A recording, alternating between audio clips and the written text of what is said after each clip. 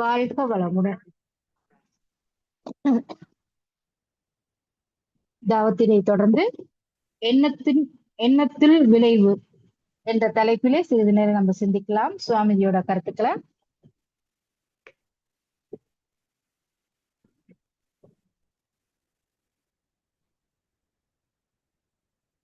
வாழ்க வையகம், வாழ்க வையகம், வாழ்க வளமுடன். எவர் ஒருவர் குருவை மதித்து ஒழுகினாலும் தப்பாது குரு உயர்வு மதிப்போர் தம்மை தரத்தில் உயர்த்தி பிறவி பயனை நல்கும். இன்னைக்கு நாம சிந்திக்கிற தலைப்பு எண்ணத்தில் விளைவு. அதாவது இந்த பிறவிக்கு கர்மாதான் காரணம்ங்கிறது நாம் காண முடியாத ஆழத்தில் இருக்கும் ஒரு விதை இல்லையா? மனிதன் செய்கின்ற ஒவ்வொரு செயலும் அவனுடைய கருமயத்தில் பதிவாகுது.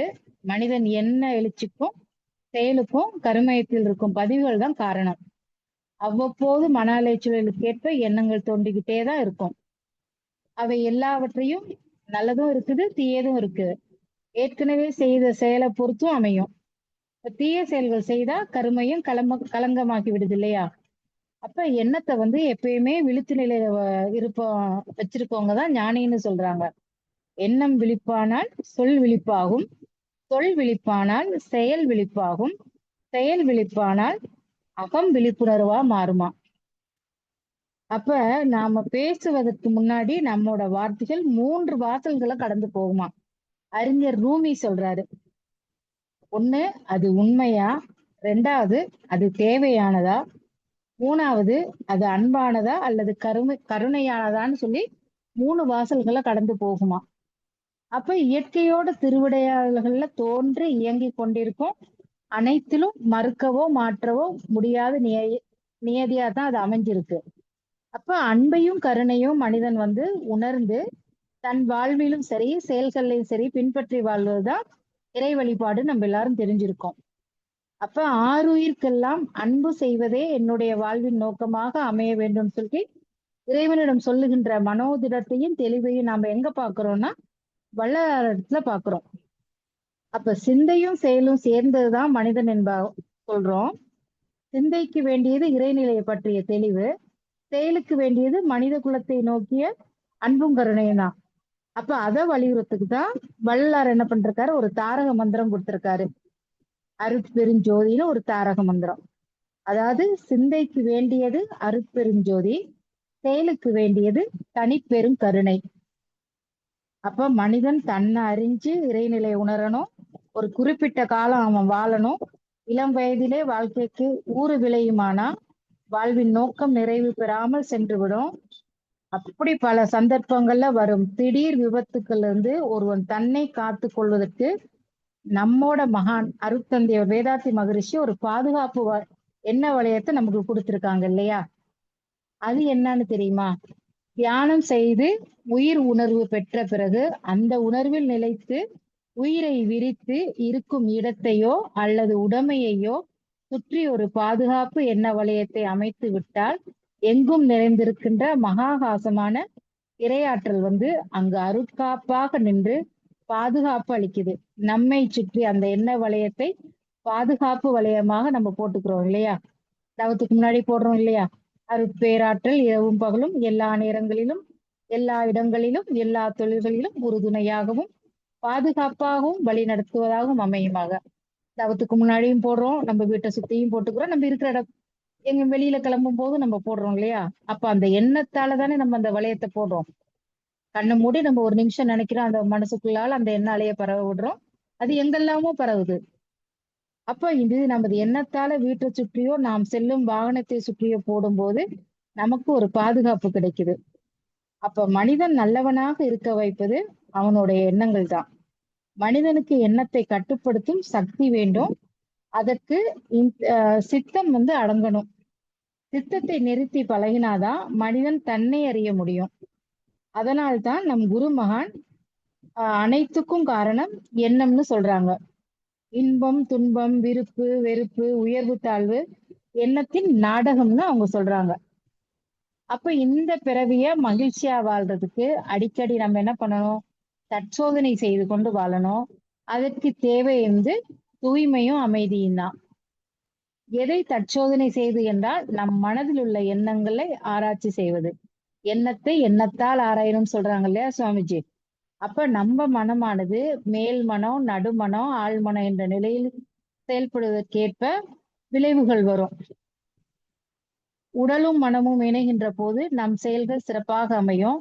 மனமும் உயிரும் இணைகிற போது அமைதி அங்க கிடைக்கும். மனமேதான் அறிவு, அறிவேதான் உயிர். அப்ப உயிரே தான் ஆன்மா என்பதை உணர்ந்து கொள்ள நம்ம புரிஞ்சுக்கிட்டு வரணும். அப்ப நாம எண்ணங்களால உருவாக்கப்படுகிறோம். எதை பற்றி எண்ணுகிறோமோ அதுவாகவே ஆகிவிடுகிறோம். எண்ணம் ஒரு மாபெரும் ஆற்றல். சுவாமிஜி சொல்றாங்க. அது மூளை பகுதியில நுண்ணிய உயிராற்றலோட அதிர்வுகளால் உருவாக்கப்படுகிறான். ஒரு மனிதன் தான் நினைப்பது போலாகி தன் பண்பு நலன்களை தாமாகவே உருவாக்கி கொள்ள முடியும். நம்முடைய ஒவ்வொரு எண்ணமும் நமக்கு சரியான மதிப்பை தருகுது. நம்முடைய உடலின் வலிமை, மன வலிமை, வாழ்க்கையின் வெற்றி பெற்றவர்களுக்கு தான் மகிழ்ச்சி அனைத்தும் நமது எண்ணங்களின் இயல்பையும் சிறப்பு பண்பையும் பொறுத்தே அமையுது. அப்ப எண்ணங்களின் பெருங்கடல் அலைகள் போடுறதுதான் இருக்குமா. எண்ணில் அடங்காதவை, எண்ணிக்கையே அதுக்கு பண்ண முடியாது.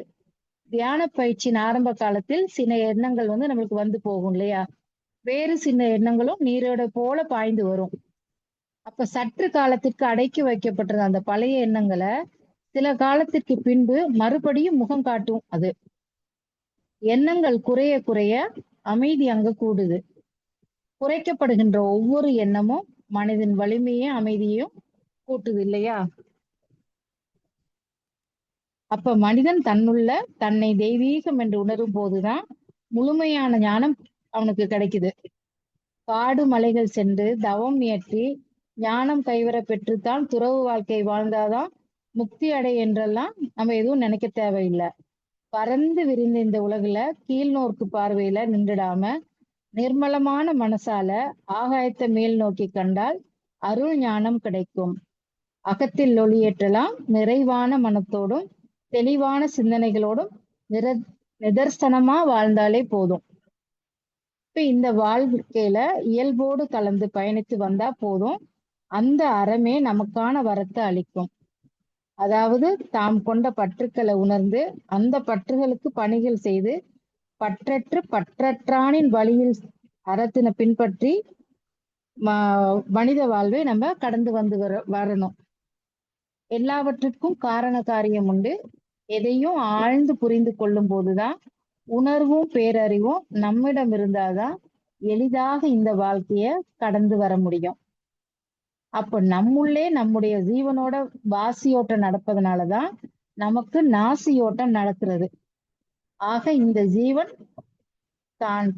நம்முடைய உற்ற உறவு அதனை சிவமாக்க வாழ்வதுதான் நம்முடைய நோக்கமாக இருக்கணும்.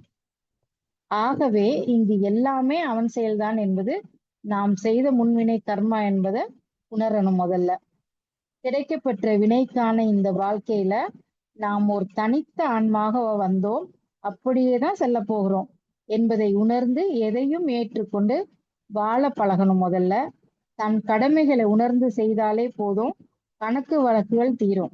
ஏன்னு கேட்டீங்கன்னா, இங்கு எந்த கடமையை தவறினாலும் அதுவே கருவம் இணையாக கர்மாவாக திரும்பி மாறி திரும்ப நம்மளுக்கு கிடைக்கும். ஆகவே தனக்கான கணக்கு வழக்கை முடித்துக் கொள்வதுதான் மனித வாழ்க்கைக்கு அழகு. அதுதான் மனித நிலையை கடக்க வைத்து மகானாக மாற்றோம். சுவாமிஜி ஒரு கவியிலே கொடுத்திருப்பாங்க அழகா. இயற்கை அதன் நிகழ்ச்சிகளை விதி என்கிறோம், எண்ணத்தின் செயல்வகையை மதி என்கிறோம். இயற்கை நிகழ்ச்சிகள் பஞ்சு இரும்பு என்றால் இவை மதியில் ஆடை ஆயுதங்கள் ஆச்சு. இயற்கையினை அறிந்த அவ்வறிவின் மேன்மை, இதை அறிந்தால் விதிமதியின் குழப்பம் போகும். இயற்கை அன்றி எந்த நிகழ்ச்சி உண்டு சொல்வீர், எண்ணமின்றேன் இயற்கைக்கு சிறப்பு ஏது. அப்ப இயற்கை நிகழ்ச்சியில அத்தனை இது எண்ணத்தின் செயல் வகையை பொறுத்துதான் அமையுது அப்படிங்கிறாரு. அப்ப அதே போலதான் முண்டாசு கவியோட பாரதியார் எண்ணத்தோட அவருக்கு புத்த வந்த ஒரு விளைவு. இன்னரும் கனிச்சோலைகள் செய்தல், இனிய நீர்த்தன கனைகள் சுனைகள் ஏற்றல், அன்ன சத்திரம் 1000 வைத்தல், ஆலயம் 10,000 நட்டல், பின்னருள்ள தருமங்கள் யாவும் பெயர் விளங்கி ஒளிர நிறுத்தல், அன்ன யாவினும் புண்ணியங்கோடி ஆங்கோர் ஏழைக்கு எழுத்தறிவித்தல்.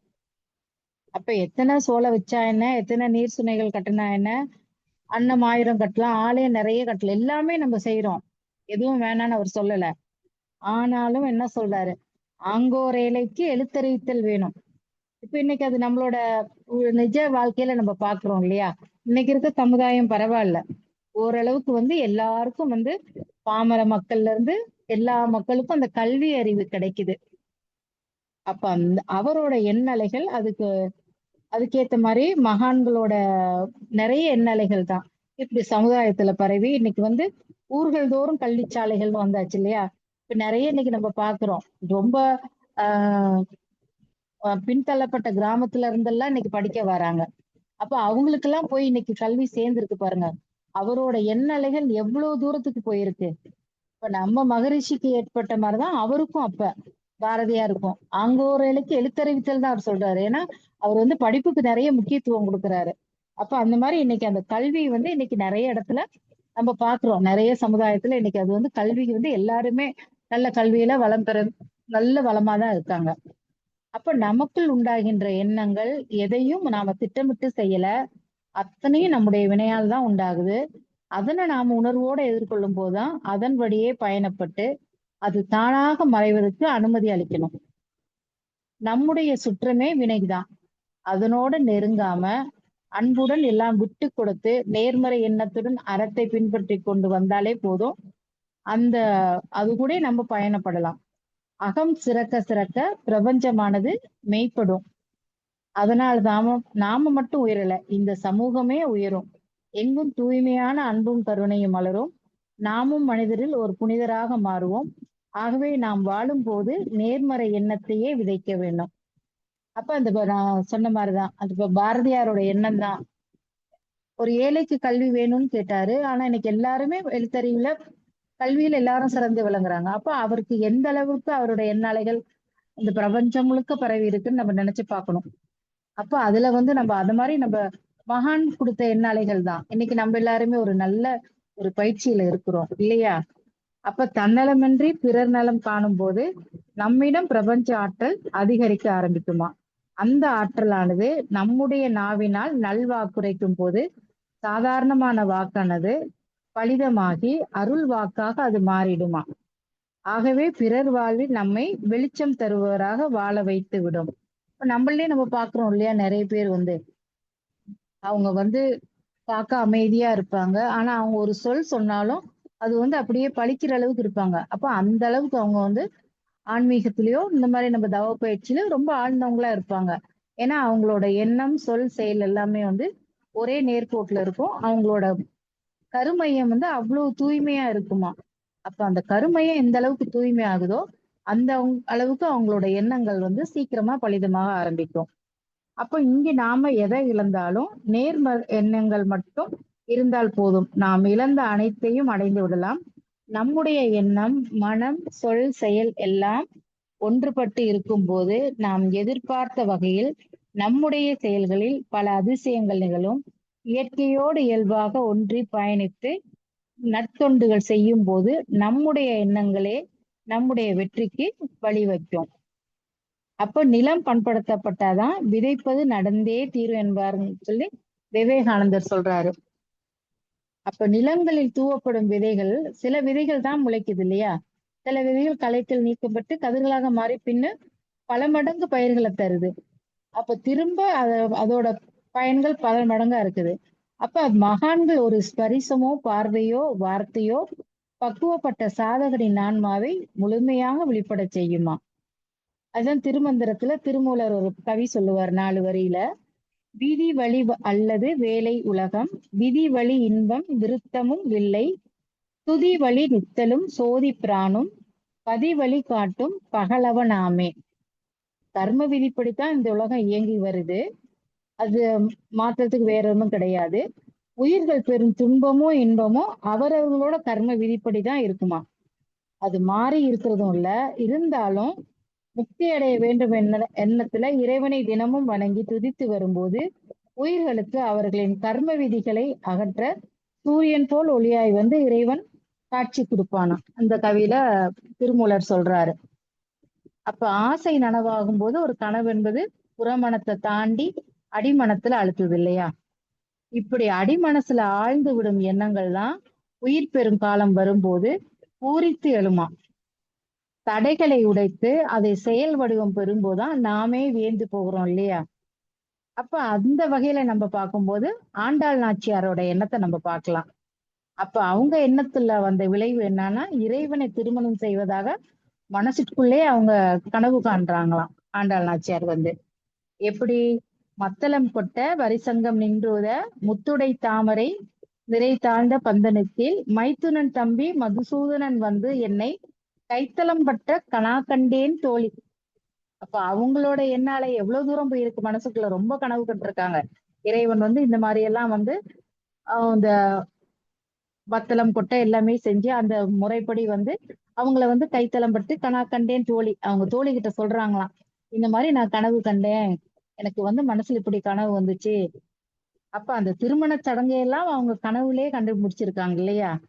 அப்ப இதெல்லாம் எதுக்கு நம்மளுக்கு சொல்லி கொடுத்திருக்காங்கன்னா, முயற்சியுடையவனுக்கு உறுதி படைத்தவனுக்கும் குறிக்கோள் ஒண்ணுதான். அதான் நம்ம வள்ளுவ பெருந்தகை என்ன சொல்லுவாரு? எண்ணிய எண்ணியாங்க எய்துவ எண்ணியார் திண்ணியராக பெறேன். அப்ப நம்ம எந்த அளவுக்கு எண்றோமோ அந்த அளவுக்கு நம்மளோட எண்ணம் வந்து மேல்நிலைக்கு வரும். அப்போ மனிதன் தெய்வ நிலைக்கு உயரணும் என்பதற்கு தான் இந்த பிறப்பு. எங்கும் நீக்கமர நிறைந்திருக்குது. இந்த தெய்வ நிலையை எளிதில் அடையும் வாய்ப்பு பிற உயிர்களை விட மனிதனுக்கு தான் அதிகம் இருக்குதாம். அப்போ மனதை வெற்றி கொண்டவர்கள் தான் உலகப்பற்றுகள் வராது. மேலும் அவர்கள் பஞ்ச இந்திரியங்களை வென்று விட்டால் மனித நிலையை கடந்து தெய்வமாகி விடுவாங்களாம். அப்ப இதுல ஒரு சின்ன கதை பார்க்கலாம். அதாவது இந்த எண்ணத்தோட விளைவு எப்படிங்கிறதுக்கு, ஒரு காட்டுல வந்து அடர்ந்த காடு. அந்த காட்டுல வந்து 3 மரங்கள், நல்ல பெரிய மரங்கள், ஒரு நல்ல அதாவது ரொம்ப காலத்து மரங்களாம் அது. அப்ப அந்த மரங்கள் 3ம் அடுத்தடுத்து 3 வரிசையா நிக்கும் போது 3 மரமும் தினமும் பேசிக்குமா. அவங்களுக்குள்ள ஒரு பேச்சுவார்த்தை நடத்திப்பாங்களாம். அப்ப பேசும்போது முதலாவது மரம் சொன்னுச்சா, நான் எனக்கு ரொம்ப வயசாயிருச்சு, யாராவது வந்து என்ன விறகுக்கு எடுத்துட்டு போகாம இருந்தா நல்லா இருக்கும். நான் வந்து நல்ல உறுதியா இருக்கிறேன். என்னை வந்து யாராவது எடுத்தாங்கன்னா அவங்க வந்து என்ன நல்ல ஒரு என்ன சொல்றது, ஒரு அரசர் மாளிகையில நான் தொட்டிலா போகணும்னு ஆசைப்படுறேன். அந்த தொட்டிலா நான் அங்க போயிட்டா அந்த அரசகுமாரன் வந்து அந்த தொட்டில படுத்து தூங்குவார் இல்லையா? அப்ப எனக்கு ரொம்ப சந்தோஷமா இருக்கும். நான் வந்து எவ்வளவு தூரம் கடந்து வந்திருக்கேன், எனக்கு எவ்வளவு பெருமையா இருக்குன்னு சொல்லிட்டு முதல் மரம் சொல்லுதான். முதலாவது நின்ன மரம் சொல்லுதான். 2வது மரம் என்ன சொல்லுதான்? எனக்கும் அதே மாதிரி ஒரு ஆசைதான். ஆனா என்னோட எண்ணம் என்னன்னா, நானும் நல்ல ரொம்ப காலம் வளர்ந்துட்டேன். என்னையும் யாரும் வந்து விறகுக்கு வெட்டி எடுத்துட்டு போயிட்டு பயன்படுத்தாம, நானும் வந்து அரச மாளிகையில அந்த புறத்துல அந்த ராணி வச்சிருக்க அவங்களுக்கு வந்து உதவியா இருக்கணும். ஏன்னா அவங்க நிறைய ஆபரணங்கள் வச்சிருப்பாங்க, நிறைய விலையுறந்த ஆடைகள்லாம் வச்சிருப்பாங்க. அதெல்லாம் பாதுகாக்கிற ஒரு பெட்டகமா நான் மாறணும். என்னையும் அப்படி யாராவது எடுத்துக்கொண்டு செஞ்சாங்கன்னா ரொம்ப நல்லா இருக்கும். யாரு வருவாங்கன்னு தெரியலையேன்னு அந்த 2வது மரமும் சொல்லுதான். அப்ப 3வது மரத்துட்டு அது சொல்லுதான், உங்களுக்கு எல்லாம் இப்படி ஒரு ஆசை, ஆனா எனக்கு அப்படியெல்லாம் ஒரு ஆசை கிடையாது. நான் வந்து 4 பேருக்கு உதவுற மாதிரி இருக்கணும். ஒரு படகா நான் மாறணும். என்ன அந்த படகுல எல்லாரும் ஏறி நிறைய பேர் வந்து இந்த கரையில இருந்து அந்த கரைக்கு போறதுக்கு ஆத்துல தவிச்சுக்கிட்டு இருக்காங்க. அவங்களுக்கு நான் உதவியா இருக்கணும். அதுல யார் ஏறி போனாலும் எனக்கு சந்தோஷம்தான். ஆனா நான் ஒரு படகா மாறணும். வந்து என்ன விறகுக்கு ஒரு யாரும் வெட்டிட்டு போகாம ஒரு படகா மாத்துனா நல்லா இருக்கும்னு 3வது மரம் சொல்லுதான். இப்படியே இவங்க 3 மரங்களும் மாறி மாறி பேசிக்கிட்டு இருக்காங்களாம். ஒரு நாள் அந்த காட்டுக்கு ஒரு தச்சனும் அவனோட பையனும் விறகு வெட்ட அங்க போறாங்களாம். அவங்க 3 பேரும் இந்த மரத்தை பார்த்தோன்னா, இந்த காட்டுக்குள்ள இவ்வளவு பெரிய மரம் இருக்கே, இது வெட்டி நம்ம வெளியில கொண்டு போய் வித்தா நிறைய பணம் கிடைக்கும் நம்மளுக்கு. நம்ம இந்த மரத்தை வெட்டி எடுத்துட்டு போகலாம்னு சொல்லி 2 பேரும் முடிவு பண்ணி 3 மரத்தையும் வெட்டி எடுத்துட்டு வீட்டுக்கு எடுத்துட்டு வந்துடுறாங்களாம். எடுத்துட்டு வந்தோடனே அந்த தச்சனோட மருமக, பையனுக்கு அப்பதான் கல்யாணம் ஆயிருக்கு, மருமக வந்து மாசமா இருக்கிறாங்களாம். அப்ப அந்த மருமக சொல்லுதான், மரமெல்லாம் பார்க்க நல்லா இருக்குது மாமா, ரொம்ப விலையுயர்ந்த நல்ல உறுதியா இருக்குது. இதுல எனக்கு ஒரு நான் பிறக்க போற என்னோட குழந்தைக்கு ஒரு தொட்டில் செஞ்சு கொடுங்களேன், ரொம்ப சந்தோஷமா இருக்கும் மாமா அப்படின்ட்டு அந்த தச்சன்கிட்ட அவங்க மருமக சொல்லுதான். இதுக்கு என்னம்மா, தொட்டில் தானே செஞ்சுட்டா போச்சுட்டு அவர் அந்த மரத்தை கடைஞ்சி அதுக்கு ஏத்த மாதிரி எல்லாம் இது பண்ணி அத தொட்டிலா செஞ்சு ரெடி பண்ணிடுறாராம். தொட்டில் இப்ப ரெடி ஆயிருச்சு. அப்ப அந்த தச்சனோட மனைவி என்ன சொல்றாங்களா, நானும் இத்தனை வருஷம் உங்களோட வாழ்ந்திருக்கேன். மருமக கேட்டதும் தொட்டில் செஞ்சு கொடுத்துட்டீங்க. எனக்கு ஒரு ஏதாவது செஞ்சு கொடுப்பீங்களா அந்த மரத்துல? எனக்கு ஏதாவது ஒண்ணு நீங்க செஞ்சு தரலாம் இல்ல? அப்படின்ட்டு அந்த தச்சனோட மனைவி கேட்டாங்களாம். அப்ப இவர் என்ன பண்ணாராம், உடனே அந்த தச்சன் வந்து பையன்கிட்ட சொல்லி, சரி அடுத்த மரத்தை வந்து நம்ம ஒரு பீரோவா மாத்திரலாம். இல்ல அம்மாவுக்கு தேவையான மாதிரி அவங்க ஆடைகள்லாம் வைக்கிற மாதிரி ஒரு பெட்டகமா நம்ம அமைச்சு கொடுக்கலாம்ட்டு அதையும் ரெடி பண்ணிட்டாங்களாம். அப்ப 3வது மரத்த அந்த பையன் சொன்னானாம். இந்த மரத்துக்கு எந்த வேலையும் இல்ல. நம்ம ஒரு படகு ரெடி பண்ணிக்கலாம்ப்பா. அது ரெடி பண்ணா ஆத்துல இந்த பக்கம் தான் அந்த பக்கம் கரைக்கு நம்ம போறதுக்கு வசதியா இருக்கும்.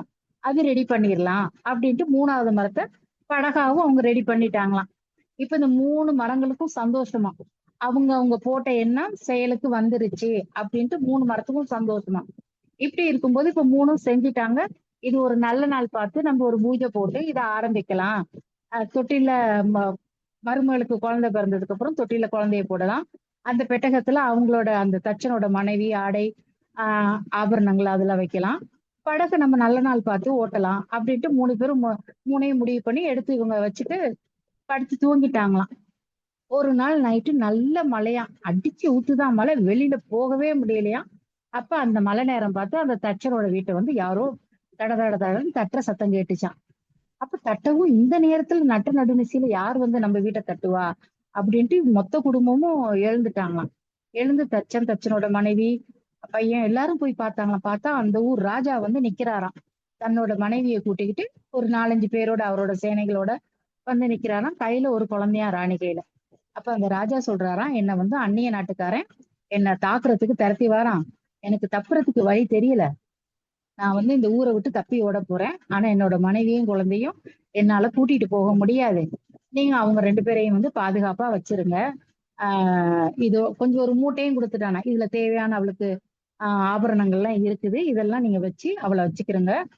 உங்க வீட்டு பொண்ணு மாதிரி அவளை பாத்துக்கிறங்க. நான் ஊருக்கு போறேன்னு சொல்லிட்டு அவர் கிளம்பும் போது, அப்ப இந்த தச்சனோட பையன் என்ன சொல்றாராம், ஆத்துக்கு அந்த பக்கம் போறேன்னா எங்க வீட்டுல படகு இருக்குது. நீங்க இந்த படகுல ஏறி போயிருங்க அப்படின்னு சொல்லிட்டு இந்த படகுல அவங்களை ஏத்தி அனுப்பிடுறாராம். அப்ப இந்த ராஜா அவர் போட்ட நகையெல்லாம் கழட்டி அந்த ராணி கிட்ட கொடுத்துட்டு படகுல ஏறி அவரோட சேனைகளோட அவர் அந்த படகுல போயிட்டாராம். இப்ப இவங்க ராணி வீட்டுக்குள்ள வந்துட்டாங்க.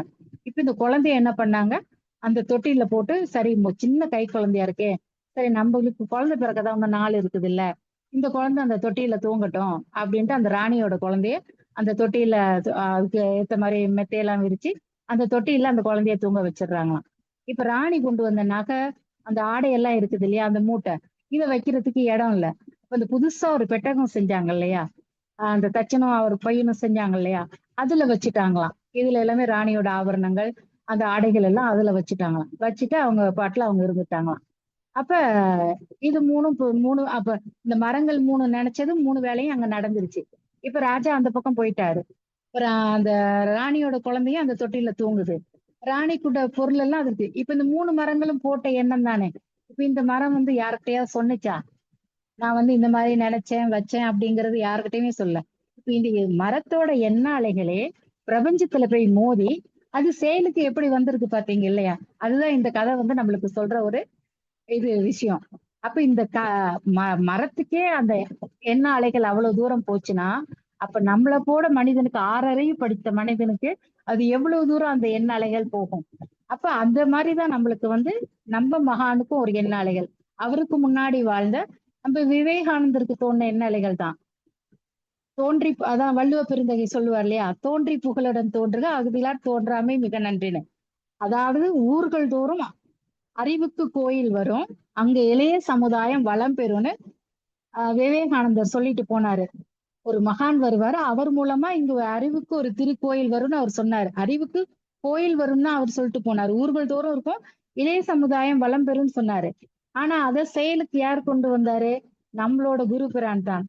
மக்கள் தொண்டுதான் மகேசன் தொண்டுன்னு சொல்லிட்டு தன்னை உயர்த்திக்கிட்டு, அதாவது தனக்கு மூலமா வர்ற உயிர்கள் கூட தெய்வங்களா போற்றப்படும் சொல்லிட்டு அந்த மாதிரி அவர் கொண்டு வந்தார் இல்லையா, நம்ம மகான் தான்.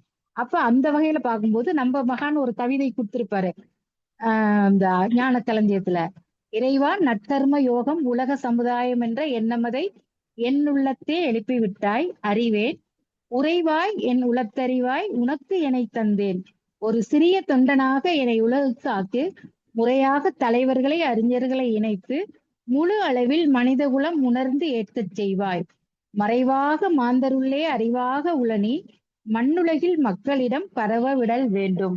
அப்ப இந்த மக்கள் அத்தனை பேருக்கும், அதாவது கர்மயோகம்னா கடமையறோம், இறையுணர்வு மூலம் விலை வருந்த விளைப்பு நிலையிலையும் நன்றி உணர்வு மறவாம அறநெறி சார்ந்து நம்ம எல்லாரும் வாழணும். எந்தவித எதிர்பார்ப்பும் இல்லாம கடமைக்காகவே கடமை செய்வது இல்லாம ஆறாவது அறிப்பு சிறப்போட உணர்ந்து அந்த உலக சமயம் என்ற எண்ணத்தை கர்மயோக நெறி மூலம் உருவாக்கிட்டாரு சுவாமிஜி. அப்ப அதை என்ன பண்றாரு, உடலுக்குள் உயிர் உயிருக்குள் அறிவு, அதை எல்லாரும் உணரணும். அதை உணர்ந்ததுக்கு அப்புறம் தன்னை இந்த உலகுக்கே அர்ப்பணிக்கணும் அப்படிங்கிறாரு. அப்ப அதுல அவர் ஒரு சிறிய தொண்டனா வந்திருக்காரு. இப்ப நம்மளுக்கெல்லாம் அவர் யாரு, உலக நல தொண்டன் சுவாமிஜி அப்ப அந்த உலக நல தொண்டன் கிட்ட நம்ம எல்லாம் யாரு, சிறு தொண்டர்கள் தான். அப்ப அவர் கொடுத்த கடமையை நம்ம என்ன பண்ணணும், நம்ம தான் இதை இந்த சமுதாயத்துல மக்களிடம் கொண்டு போய் பரப்பணும். அப்ப இதுதான் அவரோட வேண்டுகோள் போது நம்ம இந்த எண்ணத்துக்கு நம்ம எவ்வளவு தூரம் பதில் கொடுக்கணும். அப்ப அவர் சுவாமிஜி கிட்ட வந்த எண்ணத்தோட விளைவு இன்னைக்கு ஒரு நல்ல ஒரு மனவளக்கலை பயிற்சி எல்லாருக்கும் கிடைச்சிருக்கு. அப்ப இந்த பயிற்சியை நம்ம சிறப்பாக நம்மளும் செஞ்சு நம்மள சுத்தி இருக்க சமுதாயத்தையும் வளம் பெற சேர்த்துட்டு நம்மளோட எண்ண அலைகளை நம்ம தவம் பண்ணி நம்மளோட எண்ண அலைகளை, நல்ல எண்ண அலைகளை நம்ம சமுதாயத்துல பரவிட்டோம்னா நாளைக்கு இந்த சமுதாயம் ஒரு வளம் பெறும் சமுதாயம் மாறதுக்கு நம்ம கண்ணெதிரிலே நம்ம அதை பார்க்கலாம். நம்மளோட அடுத்த தலைமுறைக்கு முன்னாடி நம்மளே அந்த சமுதாயத்தை பார்க்கலாம். ஏன்னா நம்மளோட அடுத்த தலைமுறை எப்படி வாழ போறாங்கன்னு தெரியாது. அதுக்கு நம்மளோட எண்ண அலைகளை நம்ம நல்ல விதமா பரப்ப விட்டு நம்ம ஒரு வளம் பெறும் சமுதாயமா மாத்தலாம்னு சொல்லி நேரம் கருதி என்னோட இந்த சின்ன சிந்தனையை நிறைவு பெறுகிறேன்.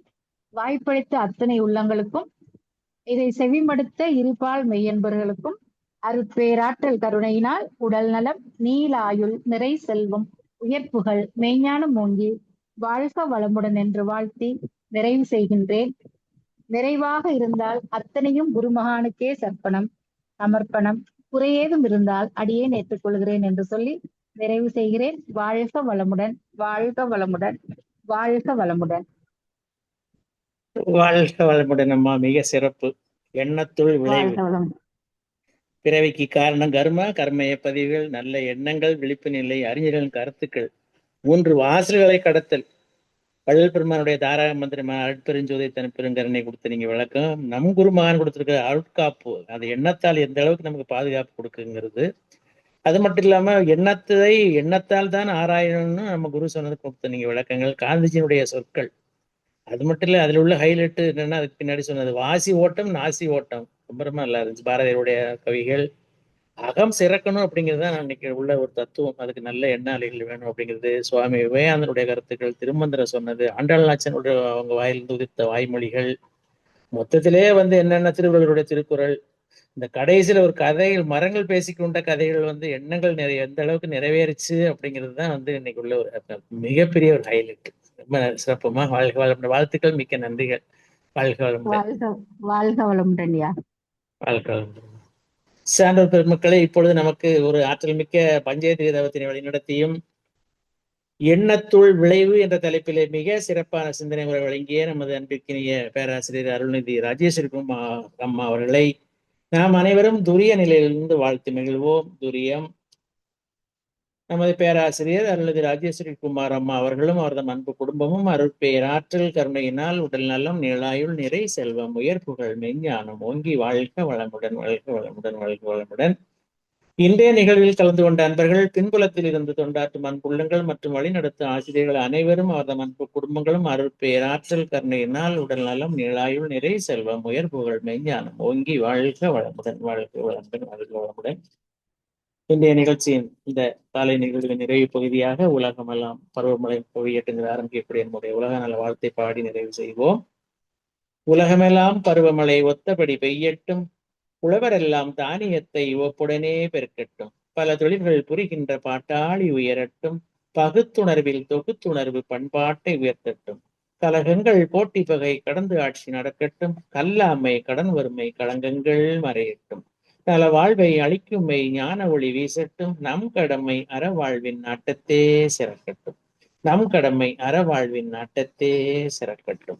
நம் கடமை அறவாழ்வின் நாட்டத்தே சிறக்கட்டும். வாழ்க வையகம், வாழ்க வையகம், வாழ்க வளமுடன். வாழ்த்திய அனைத்து நல்ல உள்ளங்களுக்கும் மனமார்ந்த நன்றிகள். இப்பொழுது இந்த நிகழ்வினை மன மகிழ்வோடு நிறைவு செய்து கொள்வோம். அனைவருக்கும் நன்றி. மீண்டும் மாலை 6:30 மணிக்கு இதே ஐடி இதே பாஸ்வேர்டில் இணைந்து கொள்வோம். மிக்க நன்றிகள். வாழ்க வளமுடன். வாழ்க வளமுடன்.